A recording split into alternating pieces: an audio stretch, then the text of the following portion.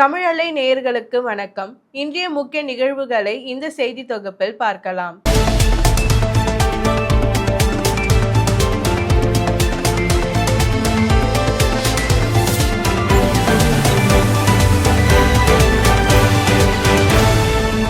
நெல்லுக்கான ஊக்கத்தொகை விவகாரத்தில் தான் எழுதிய கடிதத்தை நிதி அமைச்சர் நிர்மலா சீதாராமன் வெளியிட்டிருக்கிறார். தமிழக அரசு விவசாயிகளுக்கு வழங்கும் நெல் ஊக்கத்தொகையை நிறுத்த சொல்லி மத்திய அரசு கடிதம் அனுப்பி உள்ளதாகவும் நிதி அமைச்சர் நிர்மலா சீதாராமன் விவசாயிகளுக்கு துரோகம் இழைப்பதாகவும் முதல்வர் ஸ்டாலின் குற்றம் சாட்டியிருந்தார். இதற்கு விளக்கம் அளிக்கும் விதமாக தான் எழுதிய கடிதத்தை நிர்மலா சீதாராமன் வெளியிட்டு இருக்கிறார். ஊக்கத்தொகை தொடர்பாக ஆலோசனை மட்டுமே வழங்கப்பட்டதாகவும் சர்ச்சையாக்கி ஆதாயம் தேட ஸ்டாலின் பார்ப்பதாகவும் அவர் தெரிவித்துள்ளார்.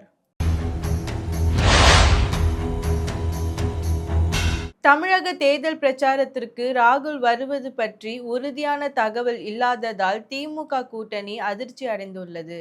தமிழகத்தில் தேர்தல் பிரச்சாரம் நிறைவு பெற 9 நாட்கள் மட்டுமே இருக்கிறது.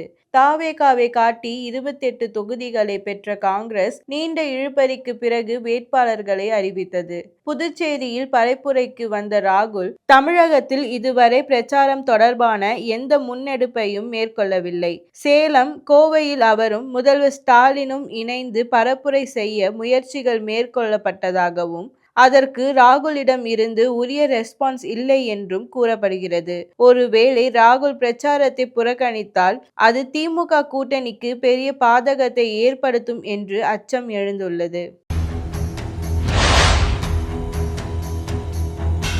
தேர்தல் வியூகம் பணிகள் குறித்து தாவேகா நிர்வாகிகளுடன் 16ஆம் தேதி விஜய் ஆலோசனை நடத்துகிறார்.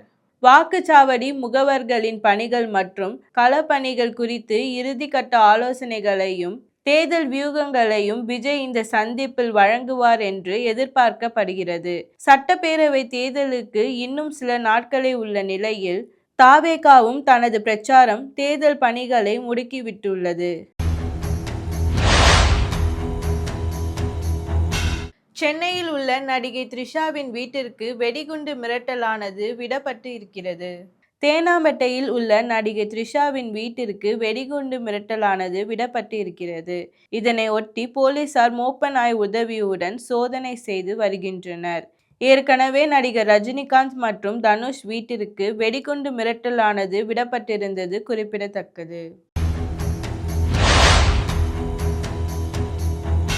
ஹார்முஸ் வழியாக இனி எந்த கப்பலும் அனுமதி இல்லை என்று அதிபர் ட்ரம்ப் பகிரங்கமாக அறிவித்துள்ளார்.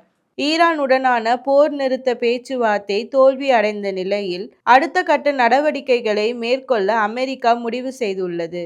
அமெரிக்க அதிபர் ட்ரம்ப் ஹார்முஸ் ஜலசந்தியை சுற்றி அமெரிக்க கடற்படை முழுமையான முற்றுகையை தொடங்கும் என்று அறிவித்துள்ளார். அந்த வழியாக எந்த எண்ணெய் கப்பலும் அனுமதிக்கப்படாது, மீறினால் தாக்குதல் நடத்தப்படும் என்று ட்ரம்ப் எச்சரித்து இருப்பதால் இந்தியாவிற்கான எரிபொருள் விநியோகம் பாதிக்கப்படும் அபாயம் ஏற்பட்டுள்ளது. மகளிர் இடஒதுக்கீடு சட்ட திருத்த மசோதாவுக்கு அனைவரும் ஆதரவளிக்க வேண்டும் என மக்களவை, மாநிலங்களவை கட்சி தலைவர்களுக்கு பிரதமர் மோடி கடிதம் எழுதியுள்ளார். 2029ஆம் ஆண்டு மக்களவை தேர்தலில் பெண்களுக்கான 33% இடஒதுக்கீட்டை கொண்டு வரும் வகையில் நாரி சக்தி வந்தன் அதிநியம் சட்டத்தில் சில திருத்தங்களை மேற்கொள்ள வரும் 16ஆம் தேதி முதல் 18ஆம் தேதி வரை நாடாளுமன்ற சிறப்பு கூட்டத்தொடர் நடத்தப்படுகிறது. இது தொடர்பாக மக்களவை மற்றும் மாநிலங்களவை கட்சி தலைவர்களுக்கு பிரதமர் மோடி எழுதியுள்ள கடிதத்தில் நாட்டின் வளர்ச்சியில் பெண்கள் மிகவும் தீவிரமாகவும் பங்காற்றுவது அவசியம். மக்களவை, சட்டசபைகளில் பெண்களுக்கு 33% இடஒதுக்கீடு வழங்குவது கட்டாயமாகும். எனவே அனைத்து கட்சிகளும் இதற்கு ஆதரவு தர வேண்டும் என்று பிரதமர் மோடி கேட்டுக்கொண்டுள்ளார். தமிழகத்தில் மீன்பிடி தடைக்காலம் நாளை மறுநாள் தொடங்குகிறது. கிழக்கு கடற்கரை பகுதிகளில் மீன்வளத்தை பாதுகாக்கும் நோக்கில் ஆண்டுதோறும் அமல்படுத்தப்படும் ஆழ்கடல் மீன்பிடி தடைக்காலம் ஏப்ரல் 15ஆம் தேதி தொடங்குகிறது. ஜூன் 14 வரை 61 நாட்கள் இது அமலில் இருக்கும். ஆழ்கடல் மீன்பிடிப்பு முற்றிலுமாக நிறுத்தப்படும். இதனால் மீன்பிடி தொழில்கள் தற்காலிகமாக பாதிக்கப்பட்டு மீன்கள் விலை உயரும். அப்போது படகுகளை சீரமைக்கும் பணிகளை மீனவர்கள் மேற்கொள்வார்கள். அதே சமயம் மீனவர்கள் குறுகிய தூரத்திற்கு ஃபைபர் படகுகள் மூலம் மீன்பிடிக்க தடை கிடையாது. அமெரிக்காவில் முதல் முறையாக சுவாமி விவேகானந்தரின் முழு உருவ சிலை திறந்து வைக்கப்பட்டுள்ளது. சியாட்டில் நகரின் மைய பகுதியில் நிறுவப்பட்டுள்ள இந்த வெண்கல சிலையை மாநகர மேயர் கெட்டின் வில்சன் மற்றும் இந்திய துணை தூதர் பிரகாஷ் குப்தா ஆகியோர் திறந்து வைத்தனர். தினமும் லட்சக்கணக்கானோர் பார்வையிட வரும் இந்த நகரின் வெஸ்ட்லேட் சதுக்கம், அமேசான் தலைமையகம் மற்றும் சியாட்டில் மாநாட்டு மையம் போன்ற முக்கிய இடங்களுக்கு அருகில் விவேகானந்தர் சிலை அமைக்கப்பட்டு இருக்கிறது.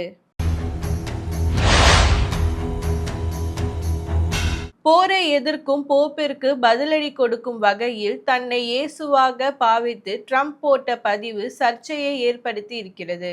ஈரான் மீதான தாக்குதலுக்கு போப் லியோ கண்டனம் தெரிவித்ததோடு உடனடியாக போர் நிறுத்தம் மேற்கொள்ள வேண்டும் என்று கேட்டுக்கொண்டுள்ளார்.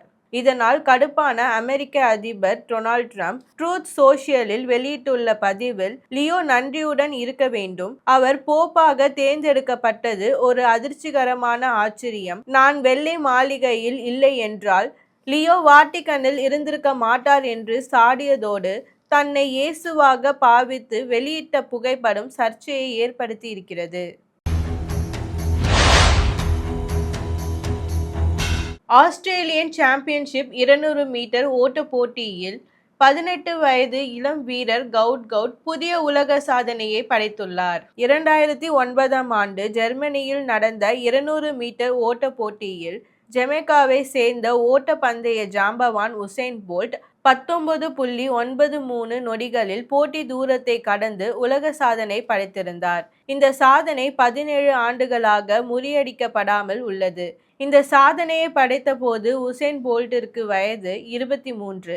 இந்த நிலையில் ஆஸ்திரேலியன் சாம்பியன்ஷிப் 200 மீட்டர் ஓட்ட போட்டியில் அந்நாட்டை சேர்ந்த 18 வயது இளைஞர் கவுட் போட்டி தூரத்தை 19.67 நொடிகளில் கடந்து புதிய உலக சாதனை படைத்துள்ளார். இதன் மூலம் உசைன் போல்ட் சாதனையை அவர் முறியடித்து இருக்கிறார். ஜனநாயகன் லீக் விவகாரத்தில் 6 பேரை சைபர் கிரைம் போலீசார் கைது செய்துள்ளனர். நடிகர் விஜய் நடிப்பில் முன்னணி இயக்குனர் எச். வினோத் இயக்கத்தில் உருவான திரைப்படம் ஜனநாயகன் தணிக்கை சிக்கலால் தள்ளி போனது. இந்த நிலையில் ஜனநாயகன் திரைப்படத்தின் முழு பதிப்பும் இணையதளங்களில் சட்டவிரோதமாக கசிந்தது. அனைவரும் அதிர்ச்சியில் ஆழ்த்தியது. இதையடுத்து களம் இறங்கிய சைபர் கிரைம் போலீசார் விசாரணையை மேற்கொண்டு படம் வெளியான இணையதள முகவரிகளை கண்டறிந்து அவற்றை முடக்கினர். அதில் 6 பேரை கைது செய்து உள்ளனர். தொடர்ந்து விசாரணை நடைபெறுகிறது. மேலும் 6 பேர் கைது செய்து விசாரணை மேற்கொண்டு வருகின்றனர். மேலும் செய்திகளுக்கு தொடர்ந்து இணைந்திருங்கள் தமிழலை செய்திகளோடு. நன்றி, வணக்கம்.